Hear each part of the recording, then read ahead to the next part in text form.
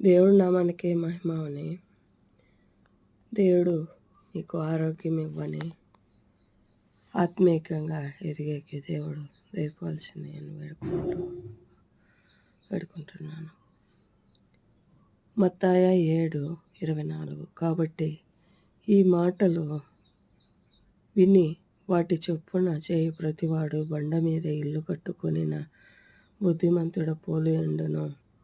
వాన కురిసెను, వరదలు వచ్చెను, గాలి విసిరి ఆ ఇంటి మీద కొట్టెను గాని అది పునాది బండ మీద వేయబడెను గనుక అది పడలేదు. మనం క్రీస్తు అనే బండ మీద కడితే అది ఎప్పటికీ కూలిపోదు. కాబట్టి మనం ప్రతి ఒక్క విషయంలోనూ సహా మనం క్రీస్తు స్వభావానికి రావాలన్నదే దేవుడు ఈ లోకంలో ఉన్నారు కానీ ఈ లోకస్తులు కాదని ప్రార్థన చేసి వీళ్ళు ప్రతి కేడిని ఇంకా తప్పించమని యేసుక్రీస్తునే ఉండంగానే ప్రార్థన చేశాడు.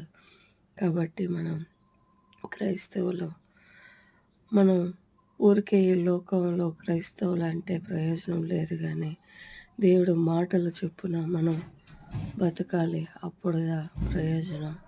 ఎందుకంటే ఆయన ఆశ కూడా అదే. మనం సైతానికి పడిపోకుండా ఈ లోకంలో దేవుడు